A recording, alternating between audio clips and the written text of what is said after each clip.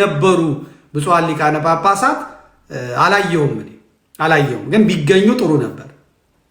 ቢገኙ ጥሩ ነበረ። የቤተክርስቲያን ልጅ ነው ስላልተመቻቸው አልተገኙም ብለን እናስባለን።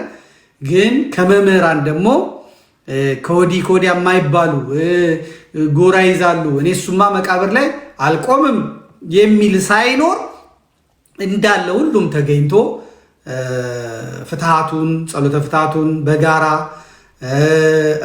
አልቅሰው አሁን የመምህር ታዲዮስ የዘማሪ ታዲዮስ እንባው ጩኸቱ አባቱ እንደሞተበት ሰው እንደዛ ስቅስቅ እነ ቀሲስ ተስፋዬ መቆያ የሱ ፍሬ ናቸው። እንደዛ ያለቀሱበት መንገድ የገለጡበት መንገድ የኔታ ድምፀ ልጅን አይታችሁታል። እንዴት አድርጎ የህይወት ታሪኩን እንዴት እንዳዘጋጀ አይታችሁታል። ዘላለም የሚተካ ነው። አሁን ለዋሽንግተን እና ለአካባቢው ማህበረሰብ እነ ቀሲስ ተስፋዬ መቆያን የተካ ነው ለዲሲ ማርያም። አሁን ሲተካ ደግሞ ያ የተተካው ሰው ደግሞ አላሳፈረውም።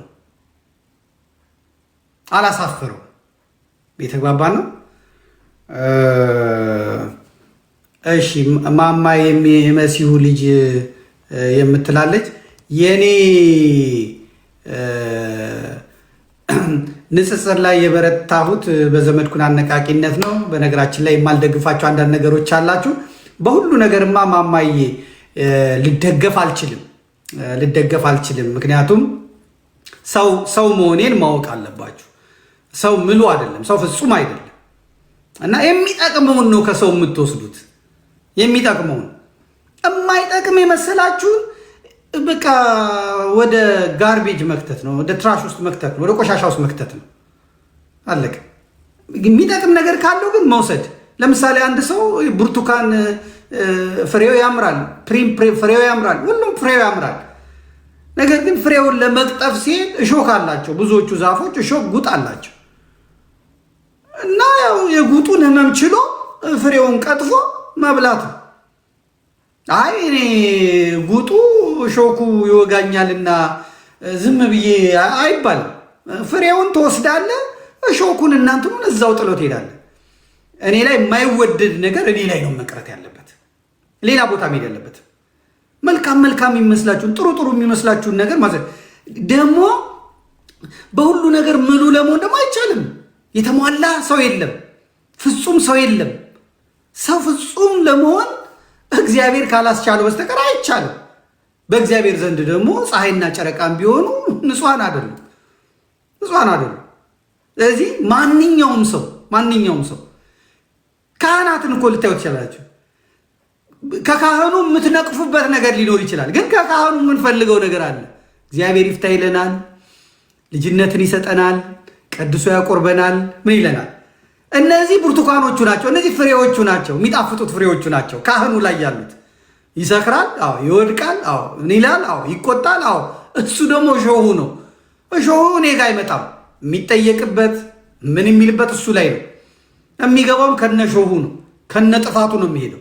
እኔ ከሱ ብርቱካኑን፣ ማንጎውን፣ ፍሬውን ነጥቄ ነው የሚሄደው። ሰውየው ላደረገው ነገር ሰው የሚያደርገው ነገር የሚጠየቅበት እሱ ነው። አለቀ።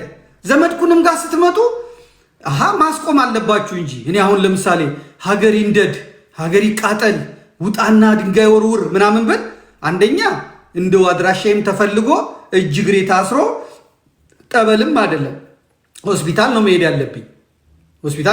የፈለገ ብናገር የፈለገ ነገር ብል ይህንን ነገ ተሳስቼ እንኳን ብናገረው ይሄንን ሪፖርት አድርጎ ይሄን በማዘጋት ብቻ ሳይሆን ያለውበት ተፈልጎ መጥቶ ሆስፒታል ነው መሄድ ያለብኝ።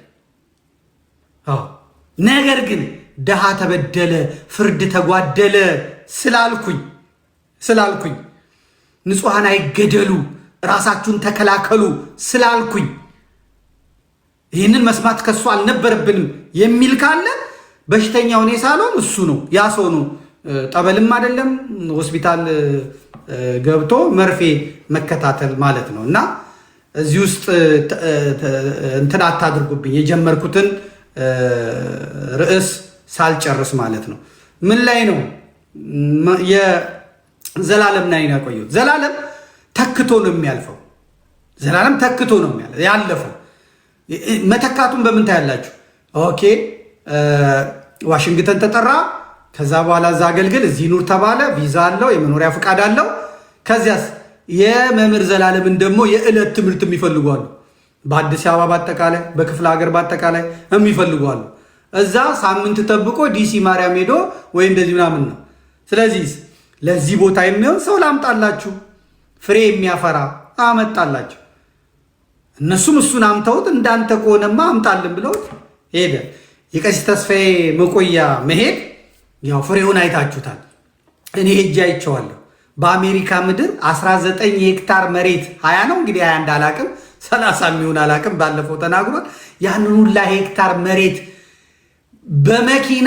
በመኪና ምናልባት 10-20 ደቂቃ የሚፈጅ መጎብኘት ያልቻልነው የቅድስት አርሴማን ጸበል እዛ ሰው ሱባኤ የሚይዝበት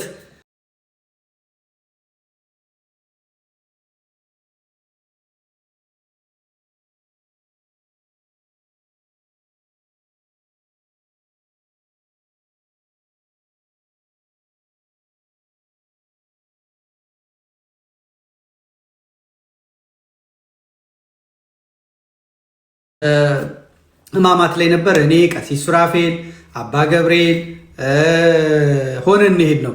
ቀሲስ ሳሙኤልም ሆነን እንሄድ ነው። እዛ ሄደን ብራኬ ተቀብለን ጸሎት አድርገን የመጣ ነው እና አሁን ይሄ የማን ፍሬ ነው?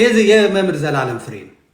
መምህር ዘላለም ደቡብ አፍሪካ ሴት እነ ዳንኤልን አሁን ሲያትል ያለውን ቀሲስ ዳንኤል ግርማን ሌሎቹንም ብዙዎች አገልጋዮች አይፈልጉም።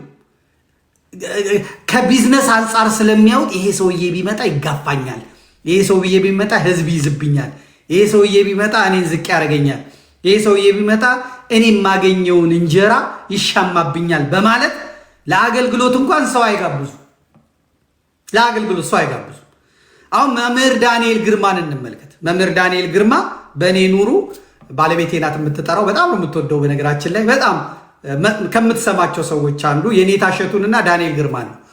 ሌሎቹንም ትሰማለች፣ ግን ሁለቱን በተለየ መልኩ ነው የምትሰማቸው። እና ዳንኤል ግርማ እኔና መምህር ጳውሎስ ብፁዕ አቡነ ዲዮስቆሮስ ጋር እኔን ሊያስተዋውቀኝ ይዞኝ ሄደ። ከዛ መምህር ጳውሎስ በጣም ደግ አገልጋዮች እሱ የሄደበት ቦታ እንዲሄዱ የሚወድ ወንድም ነው እና አባታችን ጋር ይዞ ሄዶ አባታችን መምህር ዘመድኩን ይባላል። እንዴት አይነት አገልጋይ መሰሎት! እና አሁን ለአረቡ ዓለም እሱ ነው የሚያስፈልገው እና ይዘውት ሂዱ፣ እድል ይስጡት ይላቸዋል። ብፁዕ አቡነ ዲዮስቆሮስ ማና እኔ አላወቅኩትም። እንዴ መምህር ዘመድኩን ይባላል፣ አርማጌዶንን እንደዚህ እንዴ አንተ ነህ ምናምን አሉ። በቃ ትሄዳለህ፣ ወደ ዱባይ ትመጣለህ ምናምን አሉ። ከዛ ጳውሎስንም አቁሜ እሳቸውንም ብፁዕ አባታችን አቤት እኔ አልሄድም። አሁን ለዚህ አገልግሎት እንትን የሚሉት ሰው አለ፣ እኔ ልጠቁም እና ያንን ሰው ይውሰዱት፣ በጣም ይጠቅሙታል። ጳውሎስም ዝም ብሎ ቆሟል፣ ፖል መረዋ ማለት ነው። ከዛ ማን ነው አሉ፣ አንደኛ መቅደስ ገብቶ በቅዳሴ የሚያገለግሉት፣ አውደ ምሕረት ላይ ወጥቶ በወንጌል የሚያረሰልስሎት ህዝቡን የሚያስተምርሎት እና በጣም አንደበተ ርቱዕ ልጅ አለ። ህይወቱ የተቀነበበ ነው። ይህ እንግዲህ መጠጥ ወይ ምናምን የሚባለው ላይ እንኳን የለም። እንደዚህም አጉራ ዘለል አይደለም። በቃ ለብህቱና ህይወት የተመቸ ነው እና እሱን ይዘውት ቢወስዱት አልኳቸው። ማን ነው አሉ። መምህር ዳንኤል ግርማ ይባላል። እንግዲህ አንተው ካልካሉ ልደውልለት። ደወልኩለት። ሄሎ ዳንኤል የት ነህ? አይ ወደዚህ እንደዚህ እየሄድኩ ነው። አሁን በአስቸኳይ መምጣት ትችላለህ? ቤተ ክህነት ብፁዕ አቡነ ዲሜጥሮስ ቤት። እሺ ልምጣ? አዎ መጣ። ይኸው ብፁዕ አባታችን ይኸው እንዴት አይነት አንደበተ ርቱዕ መስሎት የቴዎሎጂ ፍሬ ነው እና እሱን ይውሰዱት። እኔ አንድ ቀን መጥቼ ዋይ ብዬ እኔ መስቀል ወፍ ነኝ፣ ያለችኝ እውቀት ትንሽ ናት። እሷን እንደምንም ይዤ በትኜ ነው የሚሄደው። ነገር ግን እንደነዚህ አይነት ሰዎች ይጠቅሙታል አልኳቸው። ዳኒ በዛ ምክንያት ሄደ። በአረብ ሀገር ያላችሁ ልጆች፣ በዱባይ ያላችሁ፣ በኩዌት ያላችሁ፣ በባህሬን ያላችሁ በመምህር ዳንኤል ግርማ የተጠቀማችሁ ሰዎች መናገር ትችላላችሁ። ያንን እኔ ነኝ ያደረኩት። ያን ደበቴ ሞልቼ ነው የምናገረው። መምህር ጳውሎስ መልካ ስላሴ ለእኔ የሰጠውን እድል ፖልዬ ተባረክልኝ። አሁንም የአገልግሎት ዘመንን የምሳሳለት ወንድማችን ነው። መረዋ ምሳሳለት ወንድማችን፣ ብንሰማው ስብከቱን ብናዳምጠው ማንጠግበው ወንድማችን፣ ለወንድሞች አዛኝ አልቃሽ፣ አሁንም የመምህር ዘላለምን ኮሚቴ በመሆን ከሌሎች ወንድሞቹ ጋር የለፋ የደከመ ወንድማችን ማለት ነው። አገልግሎት ማለት ይሄ አንዱ ለአንዱ በማድረግ ማህበራት አሉ። አሁን ለምሳሌ ማህበረ ቅዱሳን እንመልከት። ሰማይ ዝቅ ምድር ከፍ ቢል ከማህበሩ ሰው በስተቀር እገሌ የሚባል ሰባኪ ይሂድ የሚባል የለም። እኔ አልሰማውም አላየውም። ካለ መናገር ይችላል። በጉባኤያቸውም ላይ በሚጠሩበት በሚሄዱበትም ቦታ ይሄ ትክክል አይደለም። ይሄ ትክክል አይደለም። በአንዲት ቤተክርስቲያን ውስጥ ሁለት ሀሳቦች ሁለት ነገር ይዞች መሄድ ትክክል አይደለም። አገልጋይ በዘር ኦሮሞ ስለሆነ ትግሬ ስለሆነ ጉራጌ ስለሆነ አማራ ስለሆነ ስለማቀው ስለምቀርበው ብሎ አይደለም።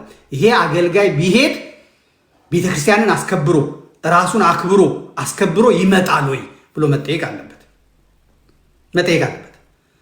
ለአገልግሎት ሄደው እኮ ጭፈራ ቤት አሳዩን። ደቡብ አፍሪካ ሄደው የገጠማቸዋል። ጭፈራ ቤት አሳዩን፣ ለትምህርቴ ስለሚጠቅመኝ የራቁት ዳንስ ቤት የት ነው ያለው አሳዩኝ ብሎ ምዕመናንን አስደንግጦ ያ ሰው አሁን ዛሬ ተሐድሶ ብለን ስንቃወሙ የነበረው ሰው ጴንጤ ሆኗል። ከበጋሻው ጋር አብሮ የወጣ ሰው አገልጋዮች የሚልካቸውን ሰው ኃላፊነት ወስዶ የሚልካቸውን ሰዎች ማስከበር አለበት። ምዕመናንን ማስቸገር የለበትም።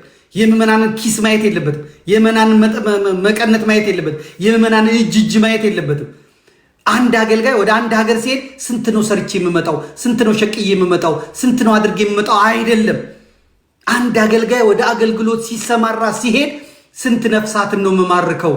እንደ ቅዱስ ጴጥሮስ 3000 ነው፣ 2 ነው፣ 5 ነው፣ 100 ነው ስለሚድኑት ነፍሳት እንጂ አውሮፓን የሄድኩት እዛ ሄጄ መኪና የሚገዛ ኮንዶሚኒየም የሚገዛ ብር ይዤ ካልመጣው ካለ ይሄ ነጋዴ ነው።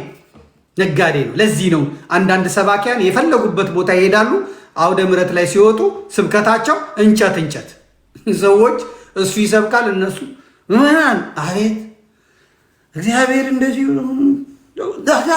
አቤት ምንድን ነው የፈዘዘ ነገር ያለው? አንድ ጊዜ ተነሱ ብድግ በሉ፣ እሺ እንዘምር፣ አስጨፍሮ እዛ ላይ ይነቃሉ። እንደውም ምዕመናን ይነቁና እዛ ጋር መልሰው ለሽ ይላሉ፣ መልሰው ይተኛሉ። ለምን?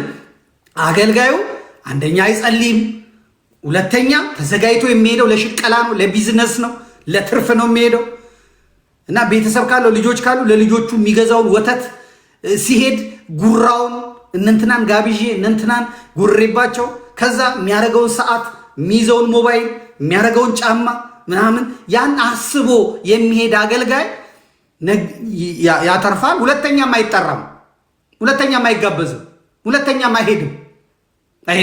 የአገልጋዮች ትልቁ ድክመት ይሄ። አንዳንድ ደግሞ አገልጋዮች አሉ እውነት ያላቸው እውቀት ያላቸው ልክ እንደ መጻጉዕ ሰው ግን የሌላቸው። ቲፎዞ አለ። ያ ቲፎዞ መስመር አለው። መስመሩ ውስጥ እንደ ቀበሮ ክልል ውስጥ አያስገቡም። እውቀት ያላቸው እውነት ያላቸው መቃብር ቤት ተዘግቶባቸው የሚቀመጡ አሉ። እነዛ ወደ አደባባይ እንዲመጡ አይፈልጉም። አብዛኛው ደግሞ ጋዜጣ እያነበበ ሰንበት ትምህርት ቤት መናቂ አይደለም።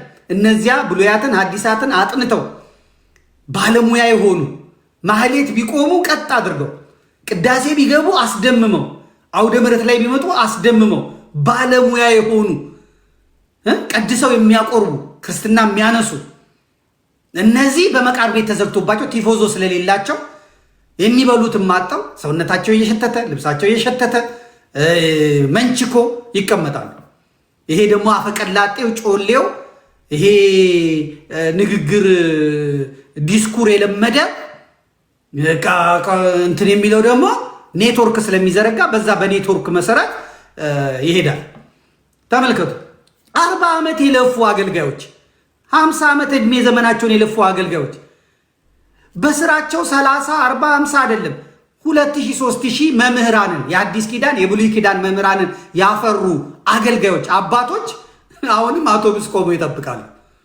እነ ዘርፌ እነ ትርፌ እነ ትዝታው እነ በጋሻው ትላንትና ከዲላ መጥተው አዲስ አበባ የ6 ሚሊዮን የ4 ሚሊዮን ብር መኪና ይነዳሉ። ምክንያቱም እነዚህ ለንግድ ነው የመጡት ነጋዴዎች ስለሆኑ አሳክተዋል። ባል መርጠው ሚስት መርጠው ይሄኛው ሀብታም ነው ሀብቱ ከ10 ዓመት በኋላ ሊጠፋ ይችላል አይደለም። እስቲ 40 ዓመት የሚቆየው ሀብቴቱ ነው። የትኛዋ ናት ቆንጆ ቤተሰቦቿ ጠንካራ በዚህ ቢመጣ በዚህ መርጠው ለንግድ ነው የመጡት። አጀንዳ ይዘው በስንት ጊዜ መኪና መግዛት እንዳለባቸው፣ በስንት ጊዜ አሜሪካ መሄድ እንዳለባቸው፣ በስንት ጊዜ ሆስተስ መግባት ነው ምን ቢያገቡ አሜሪካ እንደሚሄዱ ምን